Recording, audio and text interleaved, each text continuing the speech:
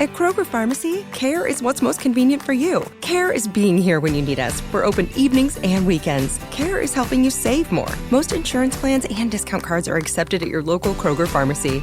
Care is saving you time by managing your prescriptions online. You can request refills, check order status, and more. Care is convenience that works for everyone. Kroger Health, a world of care is in store. Services and availability vary by location. Age and other restrictions may apply. For coverage, consult your health insurance company. Visit the pharmacy or our site for details. These days, everything in ATL costs more.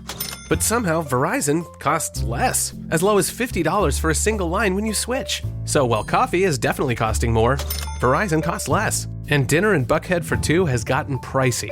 Verizon, less pricey. Inman Park rent, that's not coming down anytime soon. But Verizon, down. Just $50 a line. Limited edition sneakers, through the roof. Verizon prices, through the floor. That designer golden doodle, so much more. A single line on Verizon, a fair bit less. Even a good old tried and true hamburger will cost you more. But with Verizon, the same good old tried and true service now costs you less. Point is, in a world that is always costing more, you can get more for less right now at an Atlanta Verizon store. $180 BYOD and $360 local promo credits applied over 36 months. For new customers with one line and your own 4G or 5G phone on unlimited welcome plan required. Additional terms apply. Auto pay and paper-free billing required. In times of congestion, unlimited 5G and 4G LTE may be temporarily slower than other traffic. Domestic data roaming at 2G speeds. Hello, Chris here with another episode of the Make It podcast. But before we hop in, again, I want to say a word or two about this week's Bodega Sync indie artist.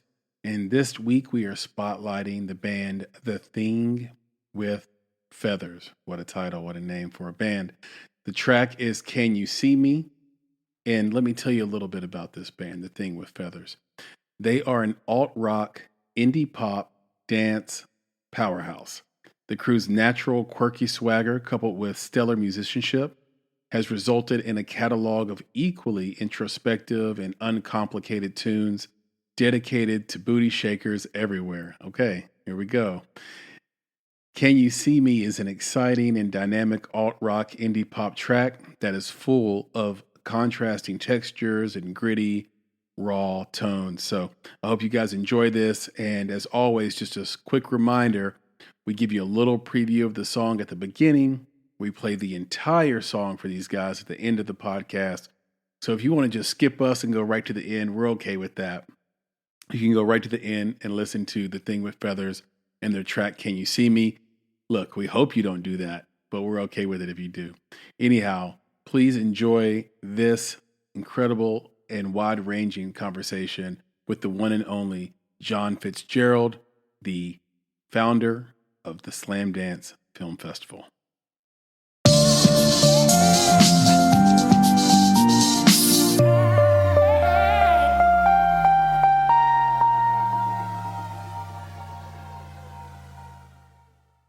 Hello, Chris here with another episode of the Make It podcast.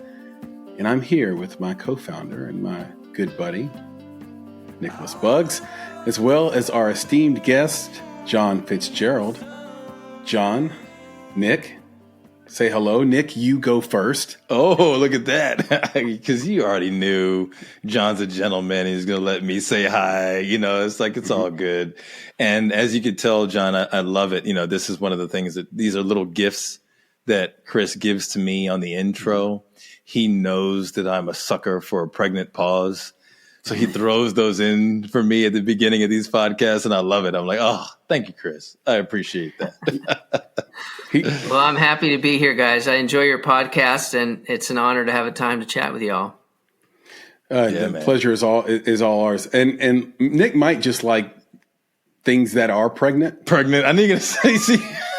He set you up for that. It might not be pauses. It could be anything. What is it? We have we this say little... that I love because we love you so much. So in love and respect and adoration and admiration, of remarkableness and all the things, you know what?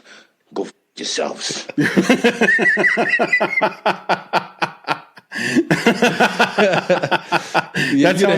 That's how Nick feels.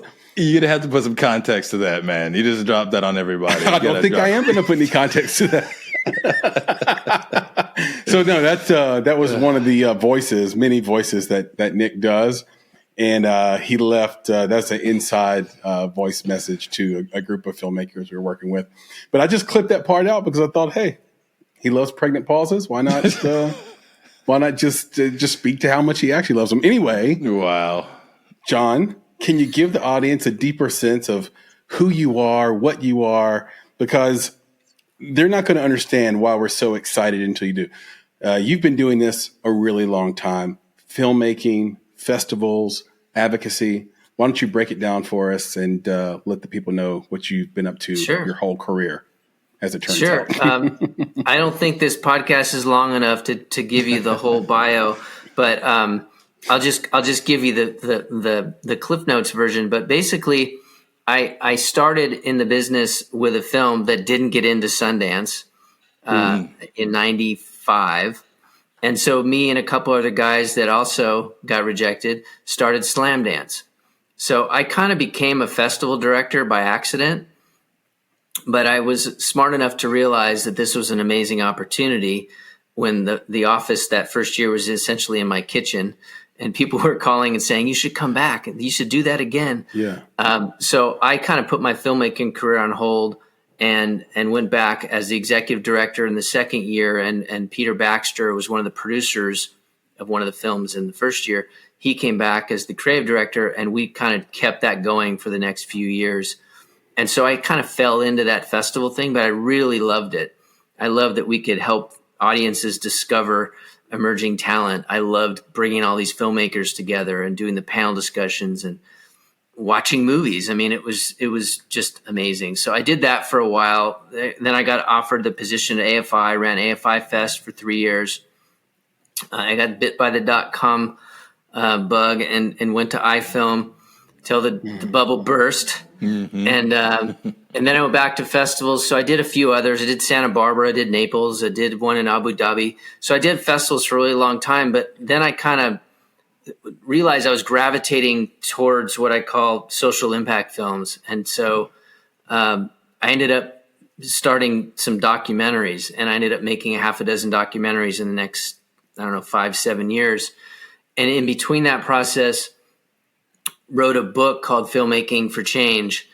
And so I kind of really fell into this world of let's see the power of film and what it can do. And I was kind of following the lead of Participant Media and An Inconvenient Truth and The Cove and all these great movies that were clearly moving the needle. So I kind of fell into this, and now I run a company called Cause Pictures, which is a division of Cause Studios. So we have Cause Pictures, Cause Changes, Cause Cinema, curating movies and series, helping audiences find the best content in the sea of content out there.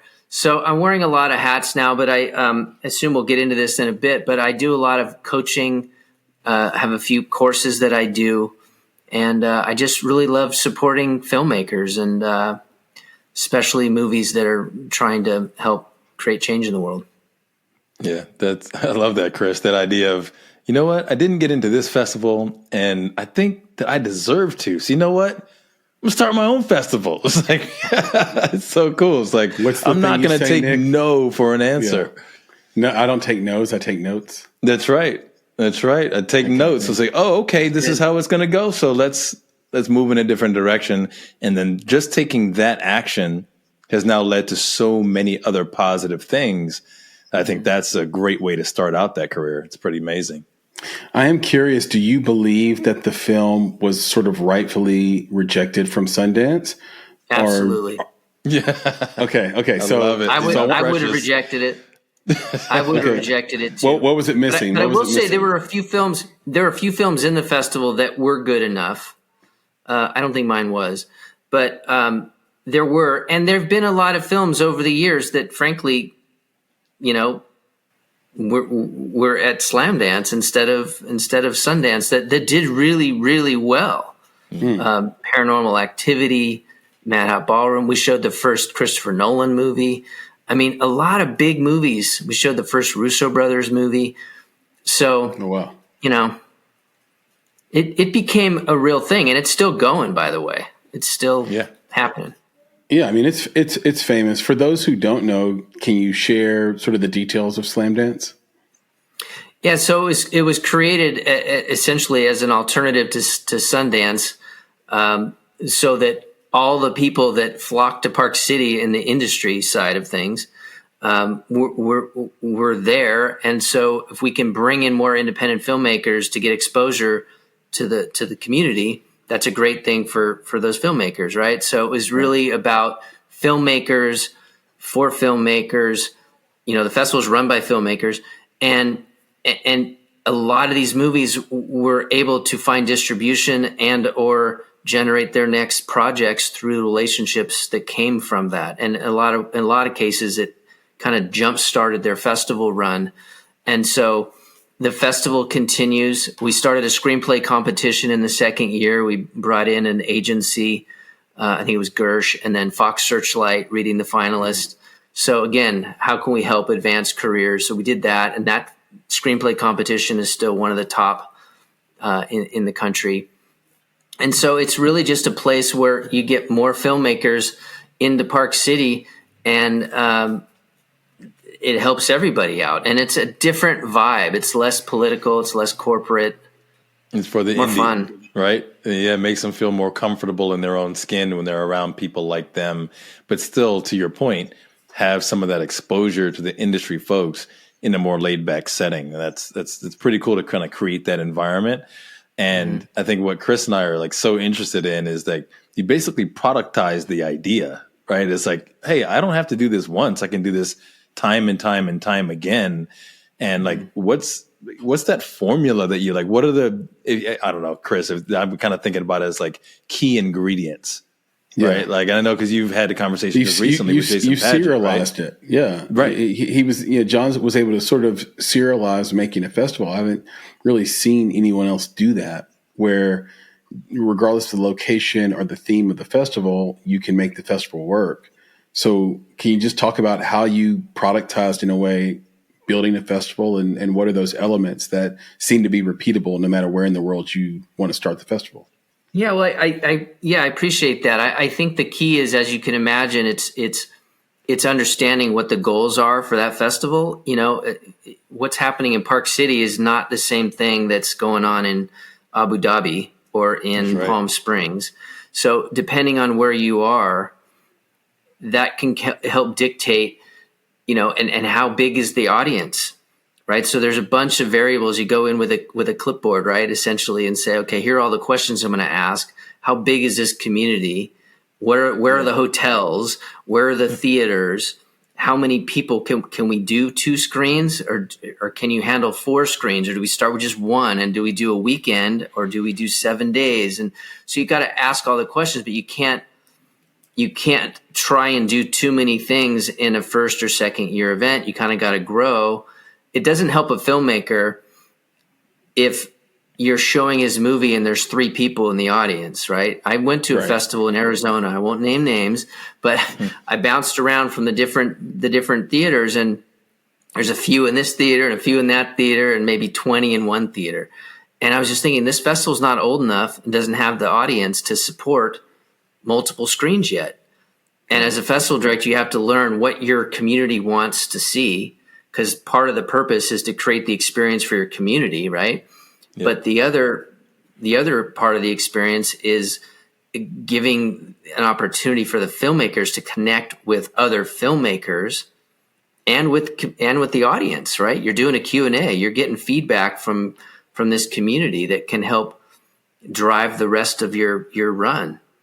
And so I think it's understanding what that festival is trying to be. Is it a community festival? Is it trying to be more industry? I did a festival in the Bahamas.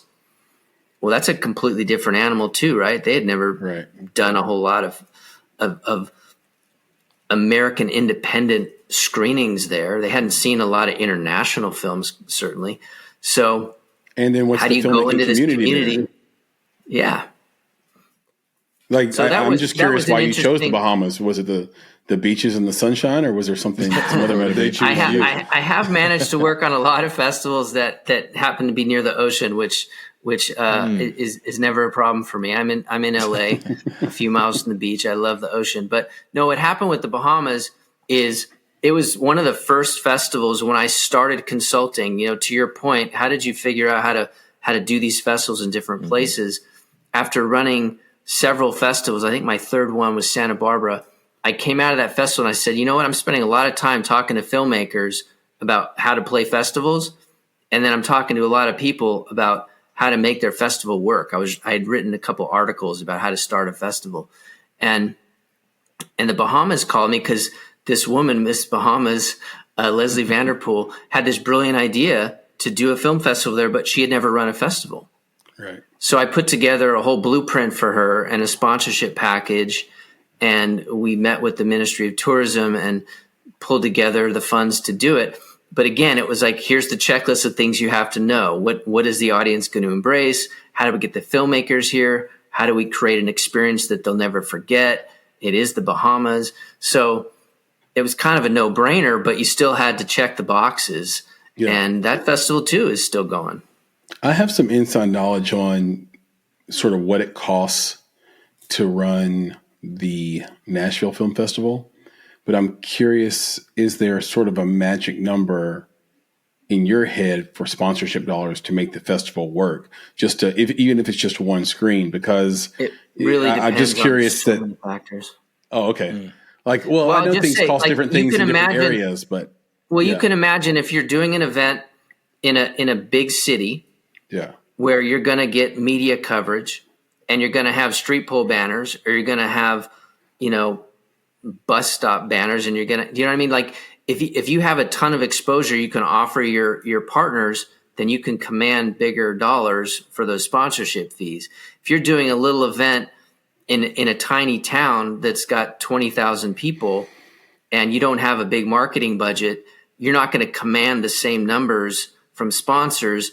And chances are you're not going to sell as many tickets because there's not as many venues. So your box office and your revenues aren't going to be extreme. So you got to be careful with your expenses. It's a really tough business to make money. I think a lot of people just assume because you see the red carpet and you see the flash bulbs going off and you're like, wow, this is big. Most festivals lose money. The trick is to create a budget and back into the number with projected revenues to cover your costs. Yep. But you can set a target for $200,000 in sponsorships. And what if you only bring in 20,000? You have to know how many seats, if you have a conservative capture rate of 30% for daytime screenings, and what you can make with your galas. You have to kind of come up with those projections, and you almost always spend all the money. So there's very few festivals that make a lot of money. I mean, obviously Sundance is one of them. Toronto does well. Cannes does well. But most festivals don't make money. Well, yeah, Chris, I think people, Nick, do. Well, no, I was just going to address you with this. Nick. Like, I think people think a lot of things like that. Make it like they think it's easier than it is. And me and you on this podcast have talked about podcasting being one of those things, right? Where it's like people literally think that you just press record on some device and then share your podcast, and then I'm a podcast. Right. I mean, maybe you recorded something, but podcasting, there is so much behind the curtain work to really make it like a legitimate podcast that guests want to come on and that people want to listen to. Anyway, go ahead, Nick. Yeah. So my question was, so the film festivals, what we always think about is the filmmakers, right? So the filmmakers are showing their things there. As you mentioned earlier, they're networking as well. But what I'm really curious about is, like, how do you actually bring the community, the non-filmmakers in, especially if they're not coming to see celebrity, right? How do you get them in to watch these independent films when it seems like the market is like all about these huge blockbusters, and people may not even be going to the theater as much? They're watching stuff on streaming. Have you seen like is there a sweet spot now for getting the community involved? That's a really good question, and there are actually some legit answers for that. And I think it does depend, again, back to the first question of knowing your audience and what kind of films you can program there based on your community. I did an event in Naples, Florida, and this was an event where I showed a film in, I think, their first or second year. And then I consulted to them a little bit a few years later. And then, I don't know, 10 years later, they hired me to just be an interim director because their director left. So I did it for a year. But the point is, this was a community that got used to seeing these kinds of films. And yes, they did sprinkle in a few films that had some celebrity elements to them. But at the end of the day, they had created a community that trusted the programmers to bring them some interesting content. And there were some dramas and some comedies and some documentaries, but they were the kinds of films that weren't necessarily going to be playing at the local AMC anyway. But there's some really strong content out there, and people want to see movies that have something to say. Even if it's not about climate change, it can be just about relationships. Right. But these movies sold out. And what happens is these community festivals, you talk about Nashville, these community festivals, they build trust in their communities. And so when the programmers announce their slate, it doesn't even matter if they don't recognize any of those names. They're coming out to see these movies because they trust the programmers now. So that's the first thing. And the second thing is that I'm a huge fan of creating experiences. You're not just going to the AMC to see a movie and have some popcorn. You're going to the film festival, and you're hopefully going to get to hear a Q&A, maybe go to a reception, maybe be part of an activation. We did amazing events at AFI. We did an event called Moving Pictures, where film art meets fine art. And we had this huge auction, and we had works from Dennis Hopper and Tim Burton and David Lynch. And we had this really cool party, and we showed this really interesting art. And so it brought people out, and we connected film to the organization and the people that came out. So it wasn't going to see a movie necessarily, but it was a unique event connected to movies. And so I think if you create these unique events, some people have, we did a retreat at one point. I know Film Independent used to do retreats. So how do you sprinkle in some really unique events and make it fun? And so then you sell passes, right? Because people want the passes. Then they get to come to the screenings, you get to go to the parties, you might meet some actors, you might meet some filmmakers, and maybe you'll get to do something fun, like see David Lynch's latest work on the wall. Yeah, that's really cool. Point. Yeah, I love the experience idea, Chris. Like that. I think that's what it is. Exactly. That's what it is. It's an ice cream sundae, right? You get a scoop of strawberry, a scoop of chocolate, a scoop of vanilla, hit some sprinkles, put some whipped cream on top, and it's powerful. Jeff Clanagan, president, CEO of Code Black, and also runs Hart Media Entertainment, Kevin Hart's company, is on the podcast. He got his start throwing, like arranging things, managing events. And if you have that skill set and then can get people to pay a ticket, that skill set is broad. That skill set works in a lot of different venues and areas. And if you've been to a few of these things, you can see when it's done really well. Like I've been to Coachella, and say what you will about Coachella, the people who run it know what they're doing. I mean, to corral that many people and to have so little drama and all the concerts, because it's not just the big stages, it's the little tents too. Have them all go off without a hitch. The sound's perfect in all of them. They're selling merch. They're selling alcohol. They're selling food.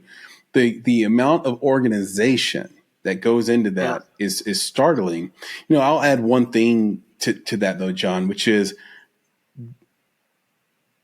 when you have a shortfall of sponsorship dollars, and let's say maybe you've maxed out your grant dollars. By the way, grants are a freaking bear. Like you don't want your whole thing to be on grants, because you'll just be doing paperwork the whole time. It's no fun. You might as well just quit. So when you have a shortfall of sponsorship dollars, this is why the local filmmaking community is so important. This is kind of why I asked the question about the Bahamas, Jon, because what happens is if you need to sell tickets, you need people in the community that made a film. And when you curate and sort of program their film into your festival, the whole city will come out to watch those filmmakers. And Nick, me and you experienced that with two of our feature films. That's right. right, where every screening was sold out. We had 3 screenings. We could have done 5 screenings. We could have done 7 screenings. They all would have sold out. In your hometown? Because those filmmakers were so popular where we were. And I think it's just, it's another way, another little tactic, if you will, to make sure your positive side margin on a film festival. You got to have a festival that's in a filmmaking place. Well, it's a good point too, that some festival directors pay close attention, and sometimes they'll even call it out by adding a section like regional filmmakers or whatever. That's right. But I remember when I did the Hollywood Film Festival years after I did AFI, the festival director said to me, program some local films. They tend to do well for us.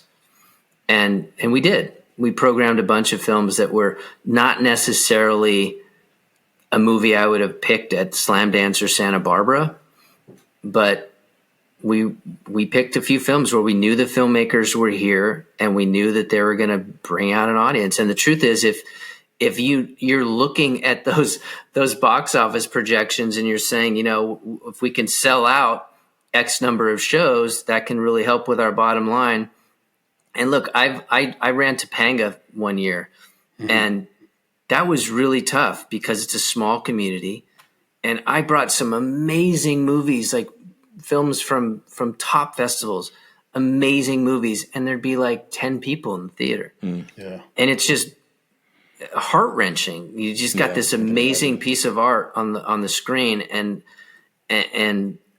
not enough people getting to enjoy it. And you could put a movie from a filmmaker down the street in there and they fill the theater, and it can be a very mediocre film. So you kind of gotta balance that, right? And you've got the media looking at you, you've got industry looking at you, other filmmakers. Like you reject another film that might be better, but you take the film that's a local filmmaker because they're going to sell more tickets. Like it's a bit of a balancing act. But remember, Sure is. like you said, it's a balance, right? Because you're not just doing it to sell more tickets, because if you're putting more butts in seats, that means you're engaging more people. You're giving more people an experience. You're uplifting the community that is there. So there's, value in that as well. Well, Nick, that's the power of the event. That's the power of the event. So what you do is you program the local filmmaker, and it helps, by the way, local filmmakers, if your film is good. So you program. That's always nice. You program the local film. Right. You program the local film. That brings a bunch of people that weren't going to buy tickets otherwise to your festival. And on their way to the movie or the way out of the movie, have your event space ready to go. Let there be a party. Let there be a Tito's vodka table there. VIP. Ready to go. Ready to hand out flavored vodka and different drinks. Somebody making something. Have something compelling that makes them hang around. And then all of a sudden they're watching the Francis Ford Coppola film that you thought everybody would want to come see, but maybe didn't sell like you wanted to, or whatever that big name movie is, beautiful art movie is. So just it's tricky, but you got to have it all there. Like I said, it's an ice cream sundae. I know you went to UC Santa Barbara for film. One of the decisions me and Nick made when we decided to pivot into film was to spend all our money on films instead of going to film school. I'm not begrudging anyone's choice one way or the other.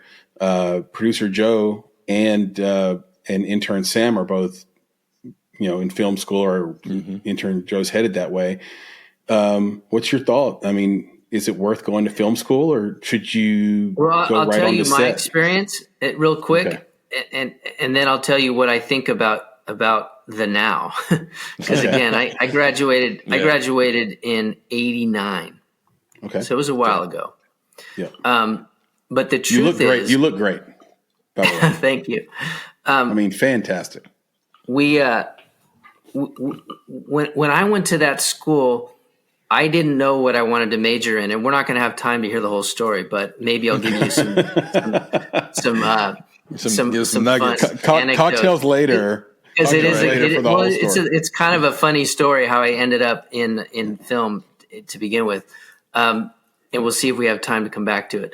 But the point is that I didn't know what I wanted to do yet. And something happened to me over the course of a summer and a therapist said, you should write a screenplay because that's a great movie. Oh, wow. And I had no idea what the hell she was talking about. And I read Sid Field's screenplay book.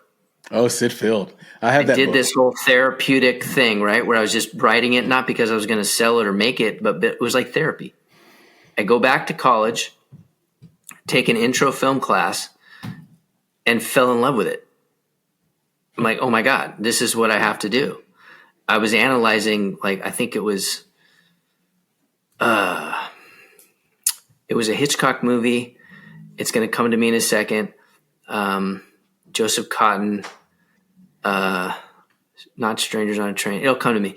Anyway, we're analyzing the shots.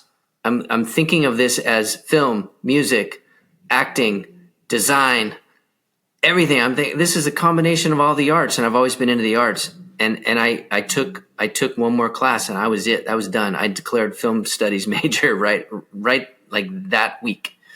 And so for me, it was the right major. I didn't go in thinking I was going to be making films. And frankly, they didn't have a lot of production classes. I wasn't learning how to make movies. It was much more theory and history. But I was learning about Hitchcock and Kubrick and Orson Welles. I mean, I learned a lot. But if I didn't go to grad school, and I know how expensive that can be, and I think the truth is, there are probably more filmmakers that have not gone to film school that have managed to create a career and do well and work their way up than there are that have come through. And I mean, again, we're trying to do this in a certain amount of time, but I mean, you got Lucas, you've got, Scorsese, you've got Coppola. Like, there are filmmakers that have film degrees, Spike Lee, but there's a lot that didn't get degrees and did amazing things. Spielberg, right, to name one. So I'm personally not a huge, I do think that there's a huge advantage to being in college and having that experience. And if you can wrap film into that, then cool. But I don't know about spending the extra 50 or 100 or whatever thousand to do the graduate thing. If you can work and you're motivated, then I think you take the leap. Yeah. And you mentioned Spielberg. You can argue both sides, but I don't think there's one right answer. That's probably the truth. And I think that's the answer we tend to get. But it is interesting hearing the nuances in between with everybody's unique experiences. Spielberg, I think, went to college for a week or two or a semester or something like that. Yeah, he dropped out. He dropped out, and but he had been making movies since he was 12. He started, he had been doing it a decade, kind of nonstop, obsessively. At the age where most people are still trying to figure out who they are and what they are and where they fit into the world. Hey, everybody, Chris here to talk about Indie Insights. It's our bi-weekly newsletter and love note to the film industry, movies, and the creatives who make them, not to mention you, our esteemed listeners. Inside, you'll find curated industry trends, articles, exclusive commentary, and underappreciated films from filmmakers like yourself worldwide. The best part is that it is completely free. So sign up today at www.bonsai.film/subscribe. It just takes a few seconds, and once you sign up, you'll get our next newsletter on Friday morning. It's that simple. Just go to www.bonsai.film/subscribe to get Indie Insights, our bi-weekly newsletter, and join a network of film creatives just like yourself. And now, back to the show. And he had, a particular type of environment, and he had things he wanted to say. I think it's so important to have something you want to say. I started in music, and there are so many, many, many, many talented instrumentalists and musicians and singers all around. And the thing that differentiates a label signed artist and a cover band is simply that one had something to say and a unique way of saying it that was also somehow relatable. And if you don't go and live your life and have stories and meet people and not be afraid and get off your phone, you're not going to have a story to tell that's going to mean a damn thing to anyone. You have to go out there and be with the people and risk something, in order to have, a story to tell. And look, you were right about the time. We could just talk about this forever, because I think the other part of it is that the film schools we know are great, are hard to get into, are prohibitively expensive. And the other film schools, and I'm not going to name names, but I know a few that are less known, and you have no idea whether you're going to learn anything at all by going to those schools. You might just literally be wasting you or your parents' money by going there, because the film school might not, their number one priority might not actually be film, believe it or not. And again, that sounds antithetical. It seems weird, but I'm just telling you, it exists out there. For sure. Chris, I want to segue from your comment about engaging the community. Yeah. I think that's one of the things that I think is the most important about film school, which is the networking. Right. Or any school, Nick. I was exactly. But here's the thing. Networking isn't confined to school alone. So one of the things I'd love to hear from you, Jon, is like, from your experience, what is the best way for a filmmaker to network? Because I think that's the key. Like, if you have the skills, all the things that Chris mentioned, right? The drive, the creativity, something to say, all those things are great. But really it comes down to who you know, so that you can get on a set, or you can have a mentor, or whatever the next step is. And I think that's the true value to film school. So if you're not going to go to film school, where do you build that network? Well, I'll answer that question. Then I want to throw one other thing out that I think is really important about this idea of film school or no film school. I think it kind of depends on your stage of the journey, as it were. Because if you're a recent college grad, or you just got out of high school, like, there's opportunities for you to go and intern for companies, right? Yep. Tons of opportunities. It doesn't matter what the film is. They're being made everywhere. It could be a music video, but you got to be out meeting people, and you got to be willing to work and pay your dues. I graduated and wore a coat and tie at an agency, making $200 a week or whatever the hell it was. And I met everybody, and I was reading scripts and reading contracts, and it was an amazing experience. But there are others that go work as production assistants, and now you're meeting everybody on the set, and hopefully you're meeting people in the office. And if you can get onto a studio a lot, you meet other people. So I think there's ways to meet people if you're willing to go out and not necessarily make a bunch of money right away, and just meet people and work and learn and watch. I think Ava DuVernay, I feel like I read she was on a lot of sets as a publicist before she even decided to make movies. She had a whole publicist. She was just career. learning and following. She was a very successful PR agent. Right. But the point is, she called out the fact that she was able to visit sets and pay attention and watch and observe. Yep. And a good segue back to the other point is Quentin Tarantino didn't go to film school. Mm-hmm. His film school was the video store in Manhattan Beach, right? So I'm a huge fan of modeling, right? Watch as much as you can. When I got out of school, I would go and work this job, and I'd come home and I'd watch at least one movie a night. That's a lot of movies, but I was learning everything. I was learning, and I think you can model. And one of the reasons why I'm doing this new podcast that hopefully we'll talk about at some point is I remember. What's the name of the podcast, Jon? It's called a History of Film Festivals in 100 Movies. Got it. So what I do is I talk about a film that was a key participant in the growth or evolution of that festival or that person's career. And so I kicked off with Soderbergh, and obviously what he did was sexualize and how that kind of spawned everything in Park City. Yeah. And we'll come back to some of that stuff. But the point is that if you're trying to learn, I think seeing what other people did and their path and who influenced them is really helpful. And to me, that's as good as any film school.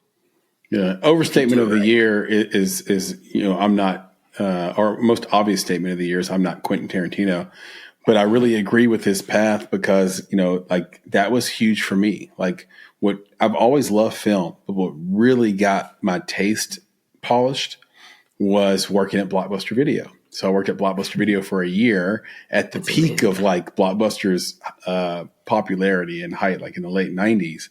And we got free movies. We got to rent 3 a night. I would bring home 3 VHS movies and watch them with my girlfriend at the time, like every night. And she'd fall asleep. I'd be watching them.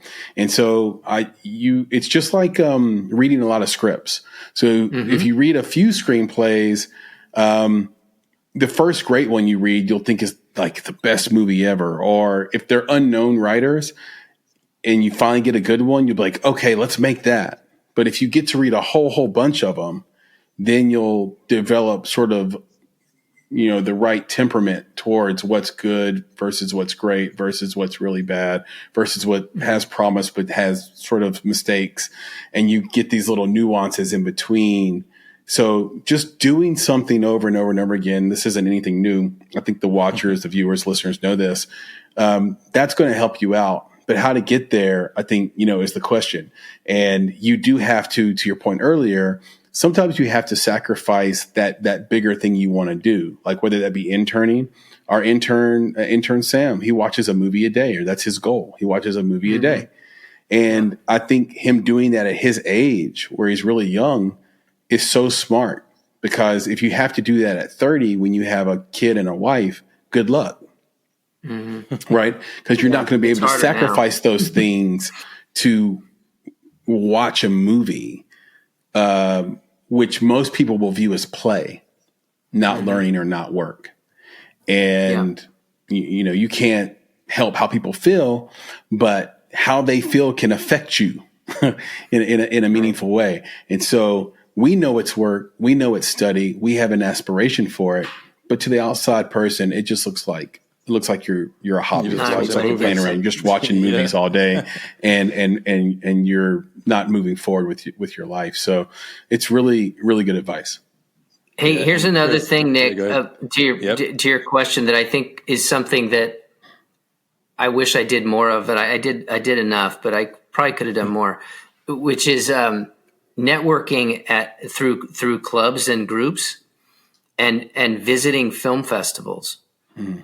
Like some people have got this in their head that if I don't have a film, why should I go? And I can't even tell you how many people I met when I went to Palm Springs, or I went to San Diego, or I went to Sundance before I did Slamdance. I met tons of people. There's so much fun, right? Filmmakers, John? You meet industry, right? Yeah. You just meet people, and then you can join groups, and you can film independent in LA, and women make movies. I mean, there's tons of great groups, and they all have networking opportunities. And you really just have to put yourself out there, because you never know who you're going to meet.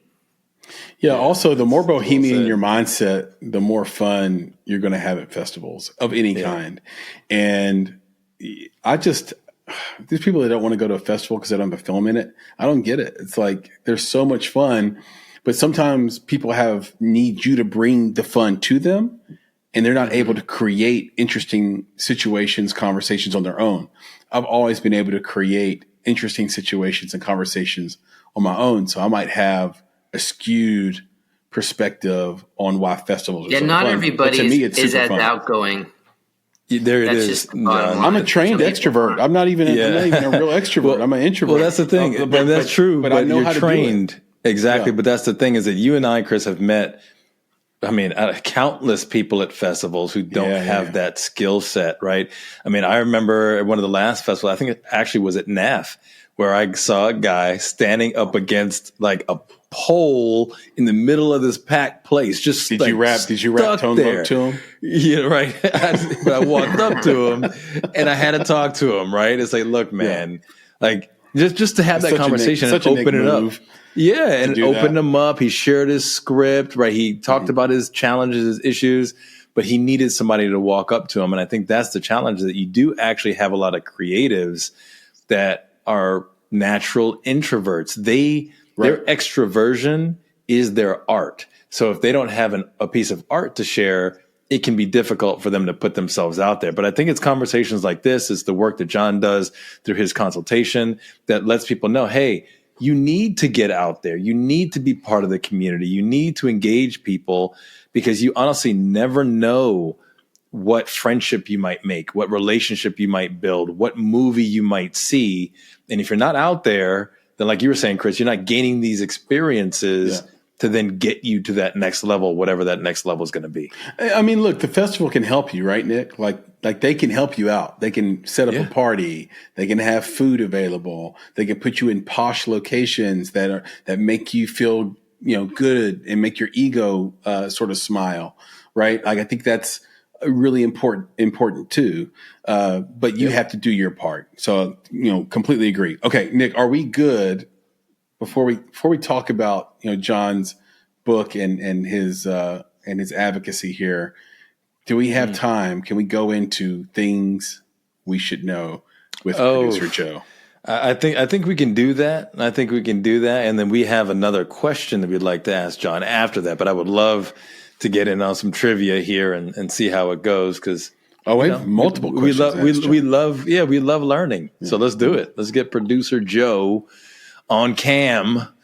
And right, hey, bro, see there it is. Wait. You can't even talk yet, man. I was about to say something, Chris. I was about to say something to Joe, and he did the thing that I was going to tell him not to do when he came on. I was going to be like, Joe, whatever you do not take those fingers and stroke them through those luxurious locks, man. Yeah. Come on, man. I gotta get our views up somehow, man. I know. I'm like, what is this is, Joe? This is bald envy. Yeah, it's just, I'm saying, man, he just first thing, man, he just stroked through the locks. It's all good, bro. It's all good. I still love it. Sorry. Yeah.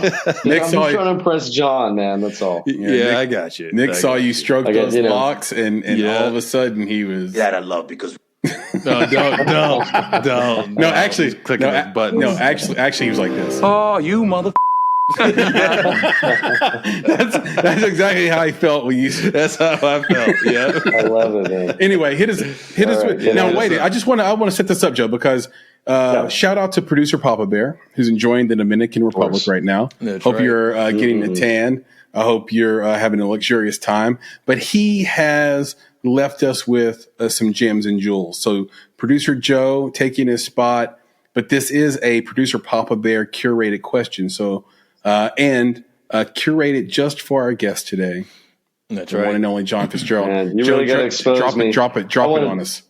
I wanted them to think I was smart, but you're giving PB's credit. All right, it's just taking it right. You're gonna have to earn that smartness. There you go. Is smartness a word? Yes, it is. Let's make it happen. Is that one of those things where you say something and then you say the wrong? Okay, anyway, go ahead, Joe. I would count it. All right. Anyways, all right. So this is Papa Bear's question, but all right. So the documentary, an Inconvenient Truth, right, was released in January of 2006. Mm-hmm. Okay. Al Gore, very, very successful. Yep. The reason this was such an important documentary is because this was the first social impact documentary to win 2 Oscars. All right. So here's the question, right? That was just a little background preamble. Yeah, I like it. Yeah, I like it. Thank you, Jon or Joe. Yeah. All right. So when the DVD was released, what country bought 30,000 copies for its schools? Oh, wow. So wait, say the question again, Joe. Okay. So when the DVD was released, what country bought 30,000 copies for its schools? Okay. First of all, Nick, wouldn't it be great if we still had that exhibition window? I mean, how much more easy would film be if you could sell 30,000 DVDs? Yeah, no. I know. My goodness. They're making a comeback, though. I hear they're making a comeback. It's just like vinyl. I'm not going to. Hey, bro. Yeah, I'm on it. Yo, DVD and Blu-ray. Like, Blu-ray I tell my kids all the time, I'm like, look. So look, I bought Batman the Animated Series. Okay, so I got all of those. My So favorite, good. right? So I bought all seasons. And my son's like, Dad, don't we have that on Amazon Prime? Like, don't we own that on Amazon Prime? I was like, no, son, we don't own it. Because as soon as Amazon Prime loses the license to carry that TV series, I lose my purchase. You lose your I access. don't own it, even though I bought it. Yeah. So the things that I love, I will own. I will have the physical copy so I can put it in my DVD/Blu-ray player or in my VHS player, which I still have and will always have. Wow, that's so, impressive. Yeah, I don't mess around. All right, let's get this answer. All right. Completely Yeah, agree. he's- I completely agree with Nick. I'm going to give you two answers because I don't know one. I'm going to say either the UK or Australia. Okay. Okay. All right. So I'm All right, writing this down. that's- I'm writing this down. This is John's pick. UK. Okay. And we're going to be graceful and give him two choices: UK or Australia. Nick, what are you thinking? I'm thinking Brazil. Brazil's going through a crazy moment right now. Yeah, Brazil. So here's the thing. So let's do some of what we do, right? When we're guessing at these things. 30,000 is not a lot. Man, 30,000. I don't because it's 30 for schools. Is Think about it. 30,000 a For lot? schools, for schools. Okay. Like you think about a country. How many about copies do you need the per US, school? But I'm saying, as I'm saying, for the U.S. to buy 30,000 for their schools. But I mean, you how also many have to schools think would about that the type of government. I mean, we all know that our government is a disaster, but there are some countries like Canada. Bringing some truth to the pod. Canada takes care of their people, and Australia, I hear good things about. So I'm thinking, who's going to actually take care of their people more than I'm with you, and that's what I'm with you. But at the same time, I'm thinking 30,000 isn't a lot. So is it a smaller country, or are they thinking it's 30,000 so that each of these schools gets one or two copies so that they can show them in their school? That's a little bit different, right? So it's like, how does that work? So if it's one or two copies per school, that's 15,000 schools. That's pretty legit. That's not a small number. So I'm trying to figure that out. Like the reason I thought about Brazil was the rainforest, man. Like you talk about anything that's going to be affected by climate change. They're always I don't talking see them about spending the that kind of rainforest. money, though. But I agree.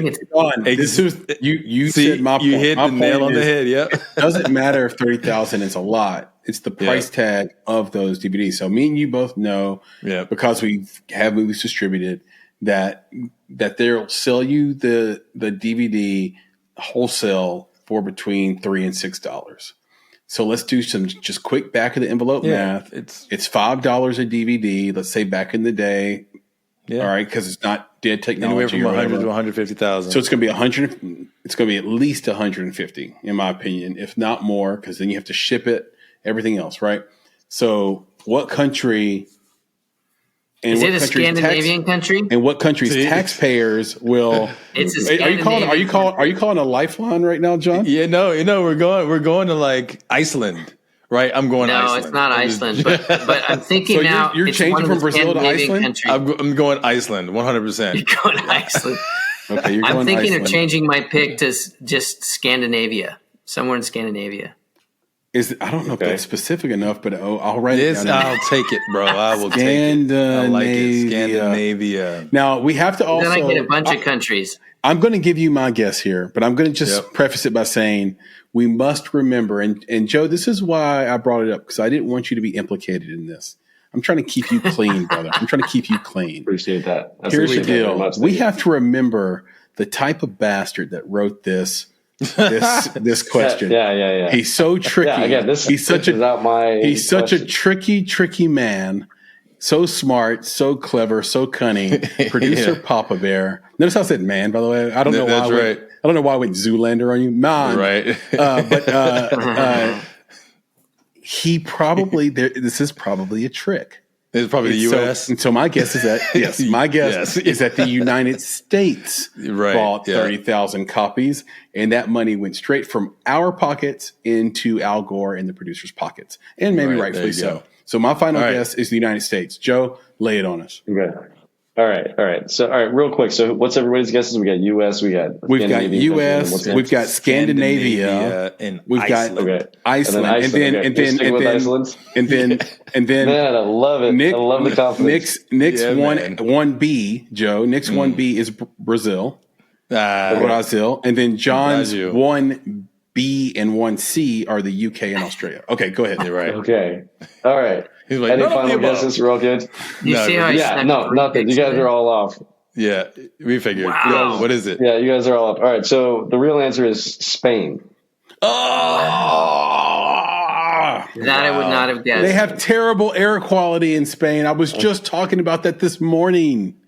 I swear on my life, I was just talking about the bad air quality in Madrid. Wow. All right. Even though they have so many people that walk. Yeah, you could have asked me a lot of questions about an inconvenient truth, and I would have had them. That one didn't have. Look, that's what Papa Bear does. That's what Chris said. I know. He's tries to trick you. Yeah, but that's what's great about it is that like that's the stuff that we learn in this process. And now I'm really interested to know like why did Spain do that? Yeah, that's real quick, great question. To be a little bit more specific, it was Spain's Zapatero socialist government that reigned from 2004 to 2011. Wow. So I guess they're big. So they wouldn't be doing it now. Social impact. Right. Because they're very right. No, they've got a lot of protests going on in Madrid due to immigration from Northern Africa right now. The only reason I know that is because my oldest daughter lives in Madrid. So they have like daily protests. I need to know more about it, but they've had some really terrible, horrific political murders all within the last sort of calendar year. And it's still a great place. It's not dangerous at all, in my opinion. I mean, if you're minding your business and just eating the food and having Tinto Verano every day. But the government there, I don't know if they would buy Inconvenient Truth today. But that's great to know. Thank you, Producer Joe. They do have a great film festival, San Sebastian, in the fall. Yeah, and Filmapalooza was in Portugal, which I know is not Spain, but it's right next to it. They had Filmapalooza there this year, Spain adjacent, and they just have a ton of. Spain is so underrated for filmmaking, in my opinion. That might even be a weird thing to just say out loud. I think most people that love film just know Spain is the bomb when it comes to storytelling, music, and film. So shout out to Spain and shout out to Papa Bear from the Dominican Republic, giving us a thing we should know. That is a thing we should know. And now we know it. Spain, just for all the Westerns they shot out there, man, Good, the Bad, and the Ugly, and the nice graveyard scene. Yeah. Look at Joe dropping film student. Dropping knowledge. Yeah, so he's giving us the reason why you should go to film school. Because then you won't say idiotic things like Charleston Heston wasn't in Ben-Hur. You won't say things like that. You guys are still stuck on that, man. This is going to be like a running joke for episodes, and we're going to be at 400, 500 episodes. You guys are still going to be bringing it up. Oh yeah, I love it. Some people fall on the sword. I fall on the swords. Yeah, seriously. Like let's just fall. I fall into the grinder. It's all That's good. it. Yeah, blend me up. Man, we forgive for that, you. but it's all good. That's why I have smart people like Nick and you around, Joe, so you guys can keep me clean. Because I'll just say some shit. That's right. Sometimes I'll just say something. I'll just say something, and because the words sound good together. I love give me some words that sound good together. I'll say. He's like, alliteration is my friend. Yeah, we'll figure out if it's factual later. Anyway, nice. Joe, I appreciate you, man. That was awesome. John, I want to share this. I want to share this cover with you real quick. Can I share this with you? Filmmaking for Change, 2nd edition from our guy Jon Fitzgerald. Incredible cover. I love the white, black, and red motif. Classic marketing. If you don't know, guys out there, I'm a journalism and marketing How's major. that? There it is. There it Let's is. see it. Let's see it. It's on the yeah, screen. that's it. It's on the screen. Look at that motif. Hey, Chris, that's every incredible. time I see it, Chris, every time I see it, I start singing to myself. I'm like, we're gonna make a change for once in my life. Hell yeah. I can't help it, bro. I can't help it. Hell yeah, because this is the thing I love about it, this is what Jon's dedicated his whole life to. So if we go back to the front of the conversation, yes, Sundance rejected his film, but he said that made sense. But that one thing had him pivot towards festival, which made him see filmmaking at its root, guerrilla filmmaking, independent filmmaking, what it really takes, financing it, and then documentary filmmaking as a path and a way to not just advocate for things that make the world better, but also a way to get movies made. And so I'll just pivot that back to you, Jon. Tell us about the book. And I know it came out a while ago, but there's a second edition. Again, great cover. And if we can send people to it, I just wanted to talk about it briefly. Yeah. Well, thank you. And your advocacy, of course, for filmmakers and helping filmmakers make it. Yep. Yeah, exactly. I appreciate that. It's been a fun ride. The interesting thing to connect all these worlds is that I was showing a film at a film festival and on a panel one day with Michael Wiese, the MW and MWP, and they've done most of the big film books from Save the Cat to you name it. But I said to him on the way back to the hotel, we were walking, and I said, why isn't there a book on social impact? And he said, well, nobody's pitched that. And I said, well, what is it going to take? Because I have an idea. So anyway, I was able to make that happen. I wrote a first chapter and an outline, and it just seemed like a natural thing to talk about. But what I found most interesting was I fell into this idea of the myth in the movies and Joseph Campbell and the hero's journey, and how a lot of our biggest movies over the 100 years that we've been making movies have been modeled on these archetypes. And what I thought was interesting was that you could take that structure and the hero's journey and the ordinary world and the refusal of the call and all those things and layer them into documentary. I started thinking about all these documentaries that were getting a hell of a lot more interesting, quite honestly, in the last 20 years than they were in the 50 years before that, where it's not just talking heads, right? It's thrillers, and it's really exciting. Think about The Cove. Think about Icarus.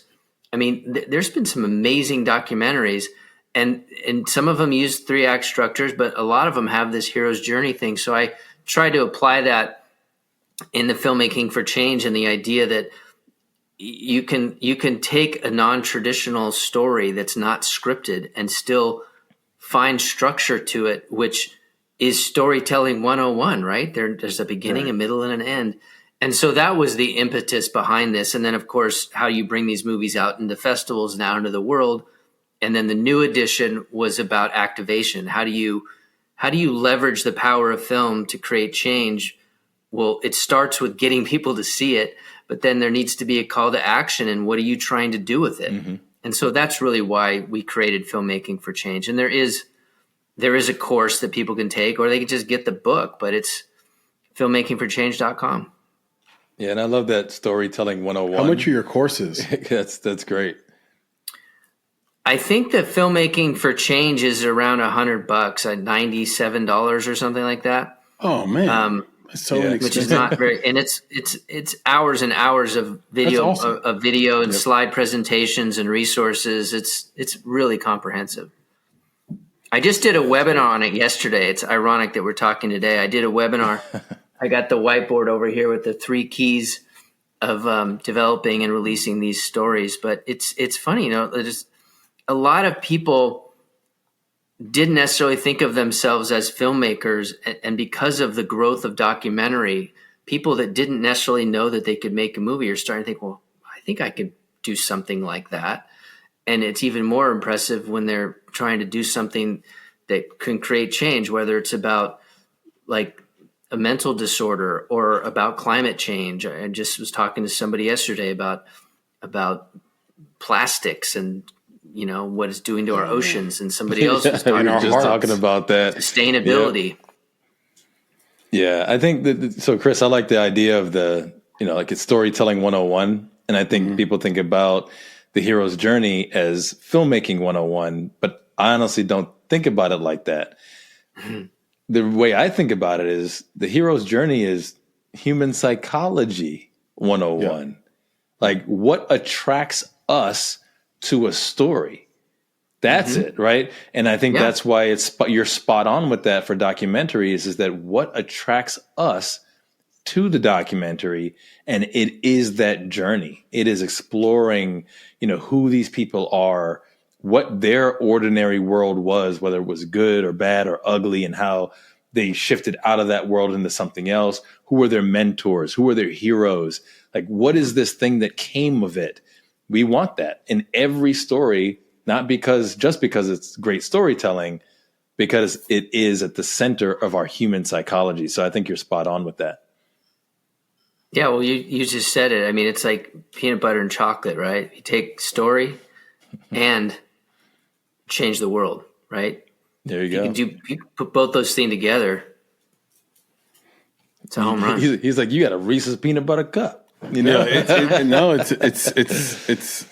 a great idea. It's funny because we're talking about integrative ideas, and one of me and Nick's favorite books of all time is The Opposable Mind. It's a must read for any creative or any founder. You can find that at our Nick and Chris All-Time Faves bookshop, which we'll link out to in the show notes, or you can find on our website.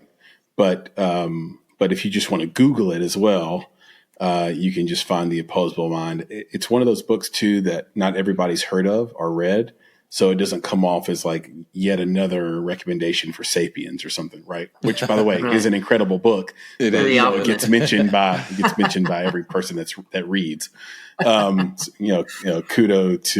to Yuval Noah Harari, by the way, for having a book like that. But yeah, the Opposable Mind talks about these integrative ideas, and we were just talking. I was talking to a colleague about this yesterday. About literally, he said Reese's peanut butter cups. This is like So it's so funny you brought that up, because it's like, yeah, you take two things that are successful in their own, chocolate and peanut butter, and you put them together and you make something brand new. And so, in the spirit of that, how have you been able to extend your advocacy to actual filmmakers on the ground outside of providing this courseware after the book came out? Is there anything, particularly you do on the ground, hands-on? Well, I think that what I learned was when I started doing consulting, and I started a business with film festival consulting and then filmmaker consulting. So I was helping filmmakers map out their festival strategies, distribution, and I was helping festivals figure out how to either establish the right foundation or kind of elevate their game, right? Yeah. But there's only so many hours in a day. And at some point, right around COVID, I think, I was approached by Justin Giddings, who is brilliant in his own right, and he's the Kickstarter guy. He's raised millions of dollars for independent filmmakers, and he said, "You know what, John? I hear you're a festival guy, and I mean you're a co-founder of Slamdance, and we love that festival. And I was thinking we should do a course. Would you be interested in kind of being the expert on this thing?" And we started calling it Film Festival Mastery, and we started this with just literally digital video courses and slide presentations, but we offered coaching and all that. So we launched that during COVID so people could come and see it without having to travel there. So now you've got hundreds of filmmakers that can experience and learn, because the problem with Film Freeway, as brilliant as that is, to be able to put all your information in and push buttons and submit your film to thousands of festivals. Like a quiet monopoly. But yeah, go ahead. Yeah, and it's not being policed. So you've got 10,000 festivals, and you've got these poor filmmakers shelling out $2,000 worth of submission fees to festivals that we all here know can't really help them.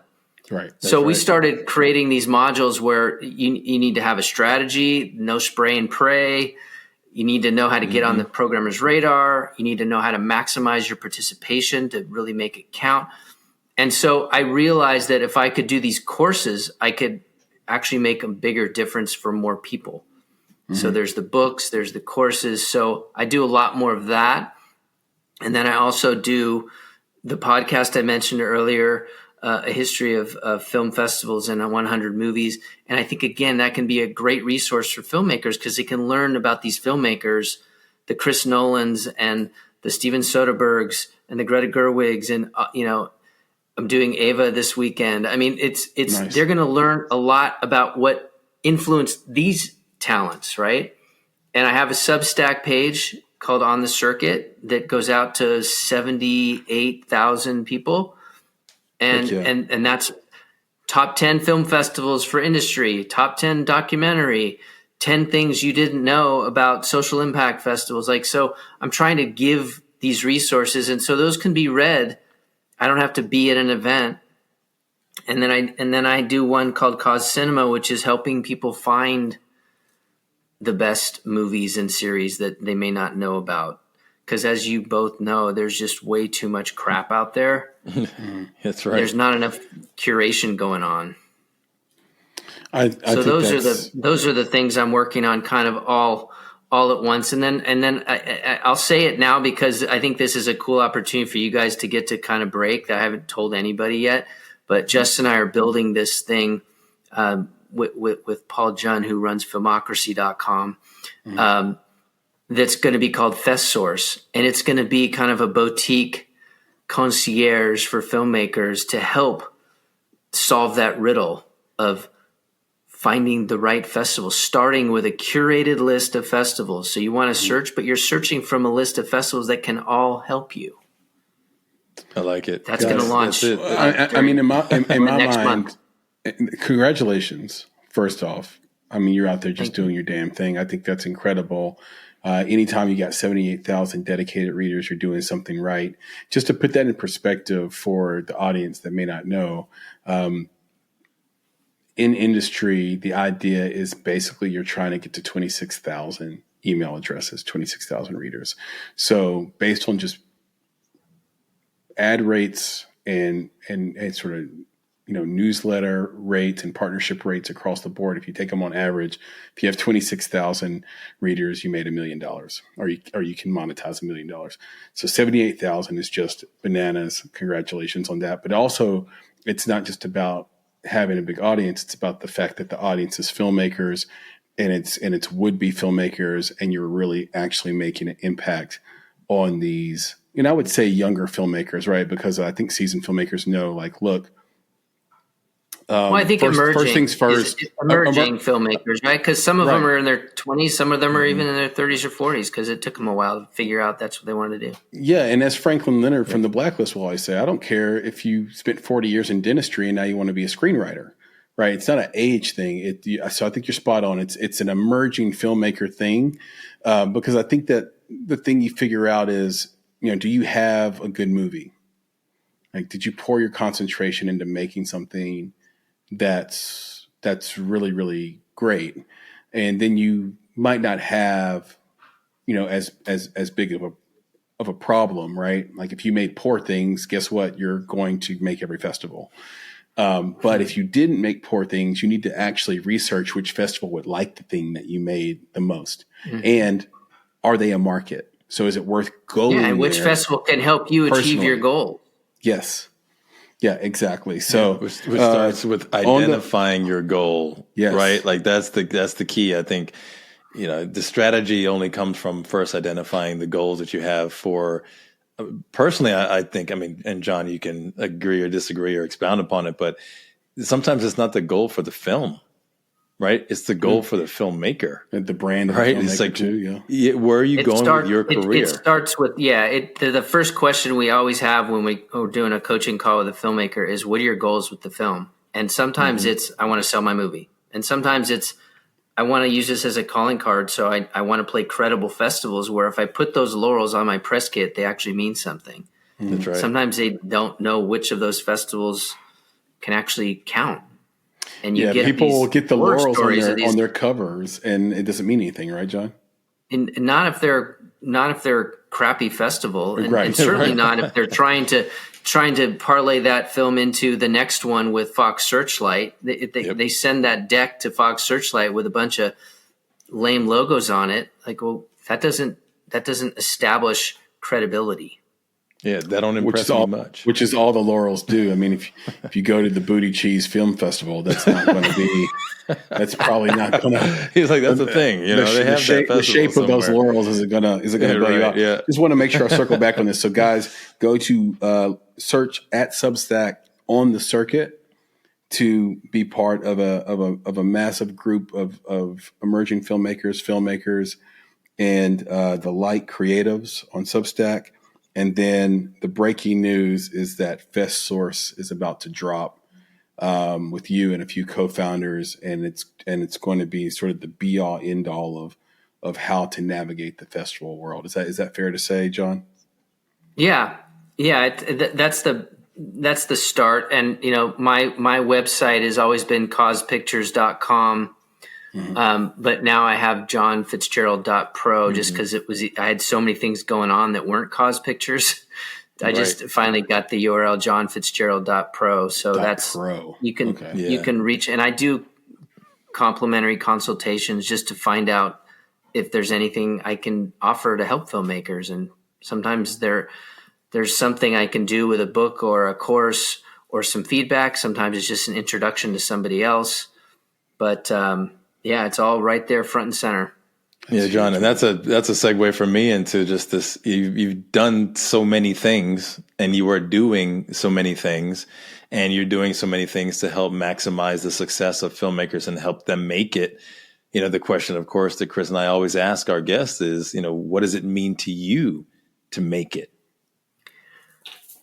I think for me, the most important thing is that I like it when a filmmaker reaches out to me and they say, I heard about you from this person, or somebody sends an email and says that I just got your email from a friend who said you're the guy to talk to about how to run this festival plan. Or so the fact that if I can have impact on these filmmakers and be helping them enough that they're telling other people that I'm somebody that can help make a difference for them, that's reassuring to me and lets me know that I'm on the right path and I'm doing the right thing. Cause I think I can do a lot with these different courses and books and newsletters that I have. And I think if people are sharing them, then that means I'm doing something right. Any films in your future? Yeah. Funny you should ask, because I'm finally, after, 28, 29 years, almost 30 maybe. Yeah. Going to get back in the director's chair, hopefully, to make a narrative. Nice. If everything works, I'm knocking on my wood desk here that it'll go before the cameras this year. And it's a wonderful story that brings all of these things that I really love about movies, the arts, the painting, the music, international languages and people from all over the world, but it also has a major theme centered on sustainability and how to make the world a better place and save our oceans and climate change. There's a lot happening in it, but it's all wrapped into what I think is a really fun, hopefully, festival movie. Nice. Well, we will look out for that. Do you have a tentative name for this movie? The tentative name is Impressions. Impressions. Okay, I'm going to write that down. Yeah, there's a lot of impressions. There's impressionism, painting and music, and the impressions that we have when we meet somebody that we don't necessarily know, and how we jump to conclusions and how people communicate. I like it. And of course, the impression that you make on someone as well. The impressions you might get on social media when the movie drops. Exactly. I'm over here like this is a quadruple entendre up Nick in here. Doing an impression That's of good. Michael I like Jackson that. Nick, earlier. Quadruple entendre. That's right. That's right. I might use Chris, that. yeah, this is great. You trust me. Like when he was saying "heal the world," Chris, I was back to it. I was like, "Heal the world, make it a better place." Shout out to Michael freaking Jackson. Shout out to Michael. Leaving the world with all these tunes. That's right. Nick, speaking of your talents, before we get out of here, why don't you hit us with a culture check, man? Well, sometimes when you're talking about such things, Chris, our guests are caught off guard by the culture check.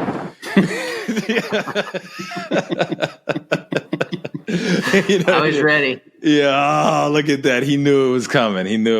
Hard-hitting segment weekly. That's right, hard-hitting segment, culture check. And I want to talk a little bit today about something that actually hits me a little bit too. So I gotta think about this and potentially check myself. So I don't know if you folks have seen in the news lately, there's been a lot of chatter, and even some folks are getting all, riled up about, I'm going to say her name, Francesca Amuwade Rivers.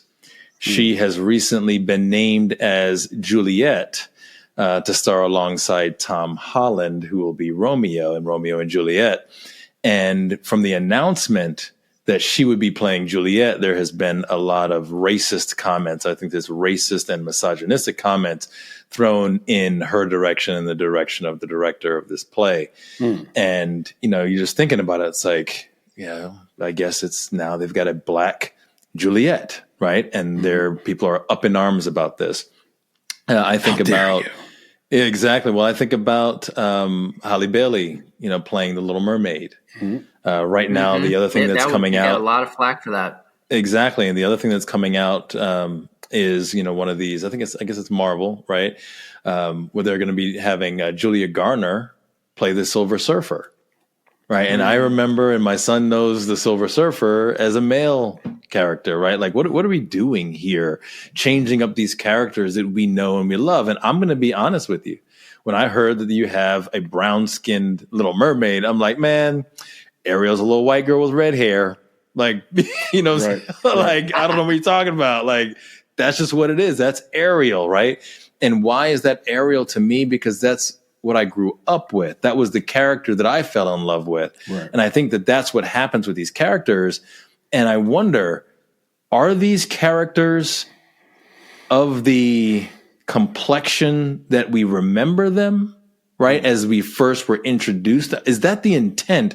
Was that the intent of the artist, or was it beyond that, right? Was the intent of the artist to depict maybe a social construct?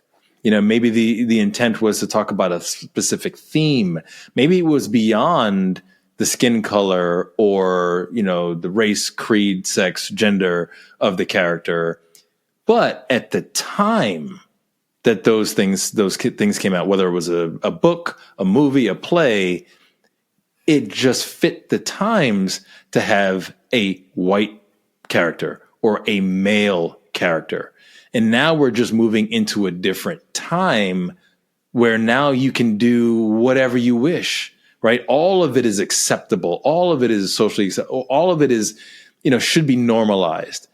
So I'm thinking, even for myself, like, was I too upset about Halle Bailey playing that and them changing my Little Mermaid? Or should I have entered into that space, which of course I got to, right? Which is like, no, it really isn't about her complexion. It's about the story. How the hell did Little Mermaid get black under the water? Hey, there's, the sun comes through and then no, but no, your point's well taken, because I think all of it's kind of over dramatized and I think it is too, and over criticized. Yeah. It's really just entertainment. Like, go there and enjoy it. Don't try to take it, too seriously. But get into the art of it. Take that part seriously. But the pushback I would have is like, could Othello be a white man and it still be Othello? So I think that Desdemona would have to be black. Right. We're talking about Shakespeare. So. But I was just going to say, I think the Coen brothers did that with Denzel. No, well, they did Othello, but Denzel did Macbeth. Yeah, and Lawrence Fishburne did Othello. But Othello can't be white, okay. Right? So sometimes Desmond is black. Sometimes, right? Well, still, you'd have to change the whole script. So I'm saying that the whole teleplay or the play. I mean, so sometimes race is a factor in the story. Correct. Right. And in that case, you can't necessarily play around with it.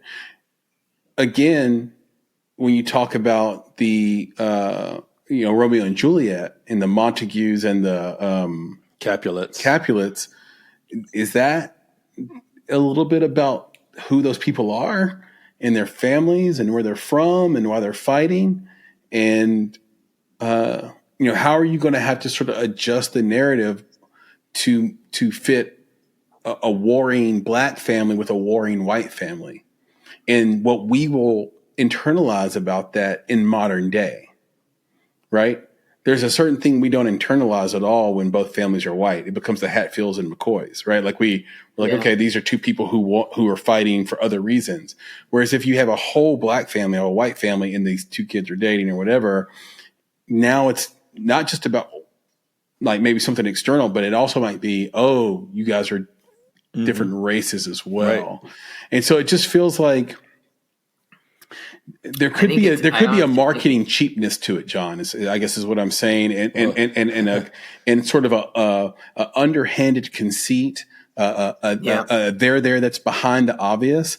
And Nick, like we said when we heard about the Little Mermaid, what they do is they put a black character in a known story because they don't want to take the financial risk of just create us a new black character. That's right. Well, that's where I was for a while. Start us with a black character. Yep. Yeah, introduce a new one. That's the twisted sensibility, though, right? That really spawned this whole problem, which is that these studios find security in leaning into the existing franchise and the existing brands. And they'd rather go back through their list of titles and remake something that has some familiarity because they know that there's some built-in audience there that might come rather than doing something new and creative. That's just the BS that the studios stand for. And that's one of the reasons why I never really went into the studio business. But I think it's a really complicated question that you raise. And to be honest, I think it depends on whether, to your point, Chris, is it something that culturally or racially, or is it something that would absolutely affect the storyline? Yeah. And that becomes another thing, right? That needs to be honored. Yeah. Or you're botching it, in my opinion. Yep. But if you go back to the story, and if that's not affected, but somebody's going to say, well, wait, who is that playing Wonder Woman? She shouldn't be playing Wonder Woman, or she shouldn't be playing Ariel, because that's not what my expectations are. A little 7-year-old kid isn't going to watch the one you watched years ago. Right. So if she enjoys it, what's wrong with that? Yep. So kind of going into that whole rabbit hole of the reboot thing from an economic standpoint and a cultural standpoint is one thing, but if you really cut down to brass tacks and you ask the 7-year-old kid if they enjoyed it, do you know what I mean? Yeah, and that's but John, 7-year-old kids are stupid, right? Like they have the worst movie taste ever. Made for. They sit there and they watch movies that are absolute trash, and you cannot trust their opinion on anything. If you take a kid's opinion on a movie, you are lost as a person. No, they can watch it knowing that like you can play it for them knowing that they're going to like it and be satisfied. Like I've sat through many movies made for 7-year-olds and said, not for me. This is terrible, but I know they're going to love it. Great.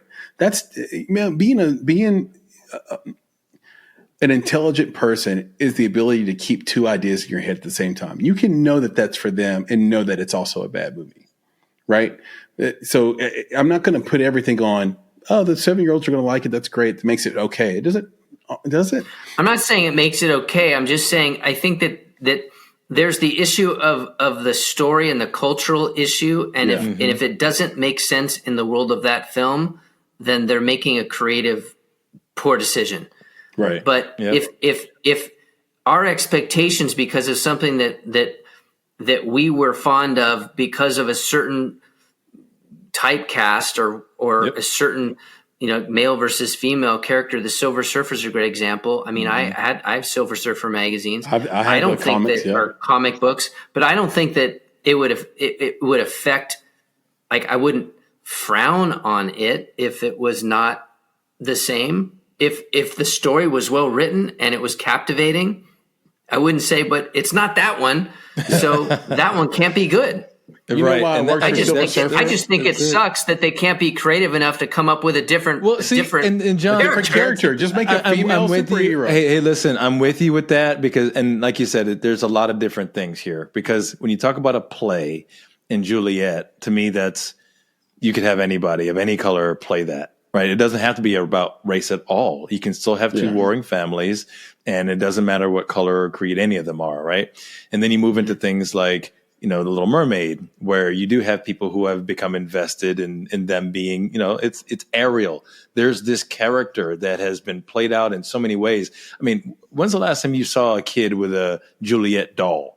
You don't, but you'll see them with an Ariel doll, and Ariel's a little white girl, right? So when you change that, it has a different sentiment, a different feeling.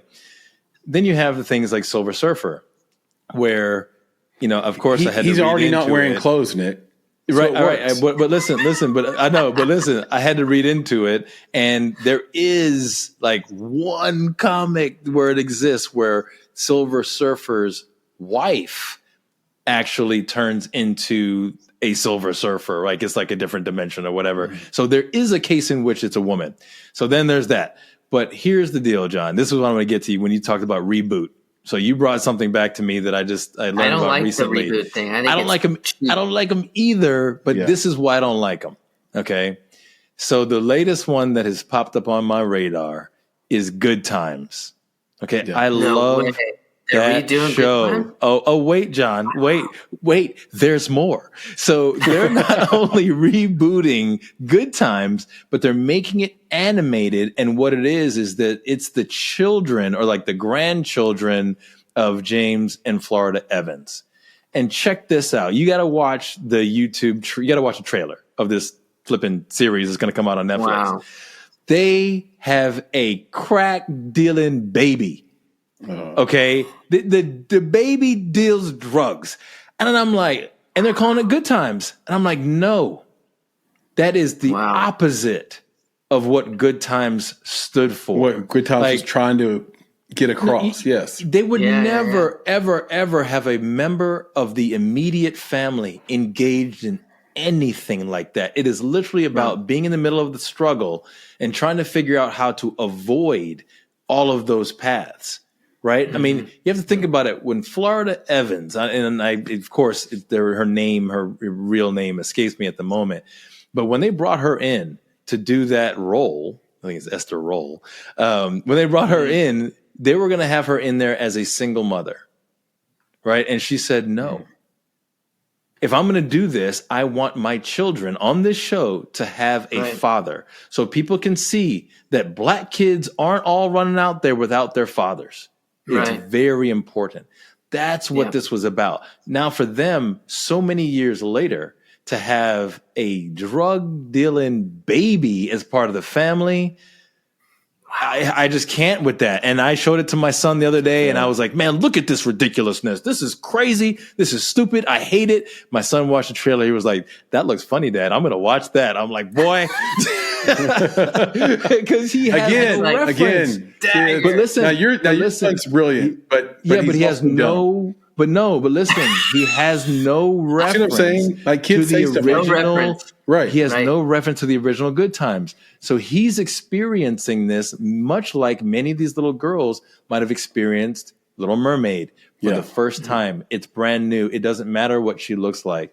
So for this, he's seeing Good Times as a totally new show, and I'm looking at it like an offense to my childhood. I'm looking at it as an offense to what Esther Roll was trying to do with the Black community. Like it's all those are two very different things, though. It's important to just call that out. Like I think that one of those things is wrong because it's a really bad choice in doing that to the characters. That's completely counterintuitive to the original programming, right? And what it stood for. That's wrong.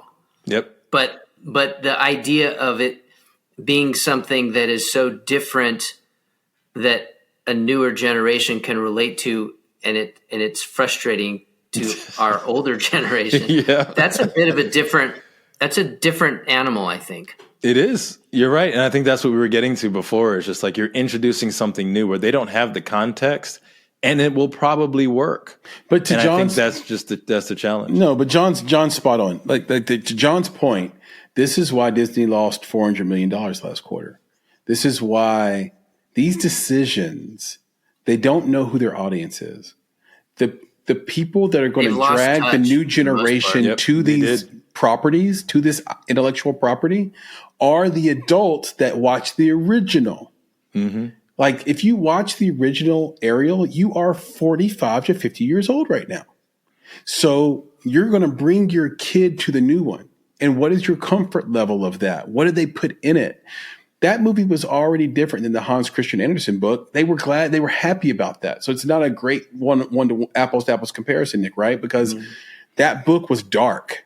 And they were like, let's lighten this up for the children. And they were happy with that. Changing the race of Ariel doesn't change that good story like what they did with Good Times, which makes me frustrated. Oh, yeah. But 100%. Are those adults that watch the original Little Mermaid going to bring their kids to the new one? Are the adults that watch the original Good Times, now if they make these character decisions, going to bring their kids to Good Times? No, they're not.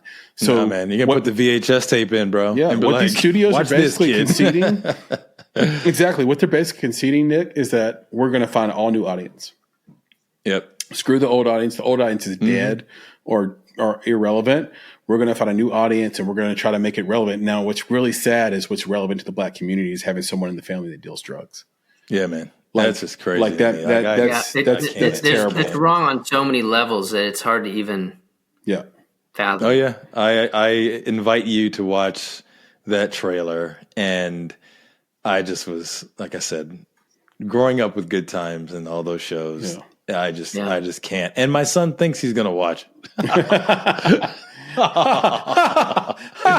you're like, no, he's not. Exactly. Not going to happen. Not going to watch it. Not going to do it. Wouldn't be prudent. There you go. Nick, I appreciate you bringing this very, very important and timely culture check to our attention, man. And we're going to keep an eye on that. And I'm not saying we're boycotting these things. It's just it's a very interesting question. It's a very interesting question. And I think John's spot on, where I think some of these studios have lost touch and it may not be or to your point, in the Chris, right direction. They're pushing other people out. That's the thing. I think that's another. They're saying that this other generation, we're now dealing with something else. So it could be all of the above, and that's why I think it's. Yeah, we'll see. I mean, we're seeing it all around us. I mean, you look at the J. Cole thing from this week, where he apologized for making a diss track about Kendrick Lamar, and the internet was upset with J. Cole for apologizing. What is wrong with us? Because, man, we want to see it burn. We want to see tension. We love that. Honest, honorable he thing. Did. He did. Beyonce making the country album and changing Jolene. She put her own stamp on it. There are country purists that are like, you know what? That's not Jolene, not my Jolene. I hate it. And you sort of blackified Jolene or whatever.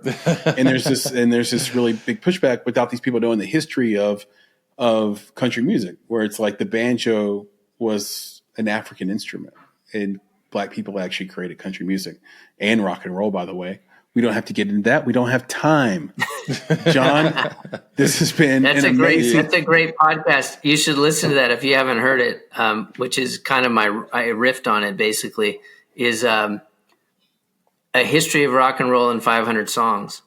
Okay. Nice. So there you go. We'll listen to that. I love podcasts. As a podcaster, I really think it's important to eat up and consume a lot of podcasts too. You're going to love that. I probably listen to 20 different podcasts. So I'll happily switch one out for another one or add one. So that's great. I'm going to write that down real quick. History of rock and roll. Yeah. Andrew Hickey. It was an inspiration for mine on the kind of the film side of things, but he's brilliant. In 500 shows. Well, when I started college, I was a music industry major. And I had an epiphany like the beginning of my junior year, like the summer before my junior year. And I was like, none of my heroes did this. and I don't want to be on the business side of music. Like I'm a piano player, a musician, a songwriter. Like none of my heroes did this. And I switched my major to journalism because I was like, you actually need a degree to get a job in that. But if you're good enough at music, nobody cares where you went to school. What's that dude from West Virginia, Nick? I've been working all day selling my soul. Oh yeah, he had like 4 million listeners in a week, basically. Yeah. Nobody cared where he came from. He just wrote a song that people felt. So anyway, we felt this. This conversation was amazing, Jon. Can you just tell everybody again where they can find you on social media, where they can find you on the internet, where they can contact you directly, see your courses, soak up some of your advocacy. I think I've enjoyed talking with you guys. We could talk for hours. We got to do it again. I'll just say the easiest, well, I'll have you guys on mine. Heck yeah. The easiest way to find me is literally just to go to jonfitzgerald.pro.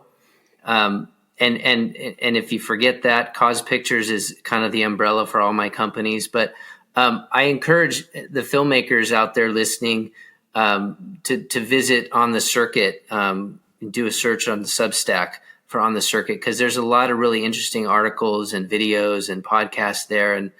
And I try and reference other filmmakers that have influenced them. So it's a really good experience for filmmakers that are trying to do the deeper dive.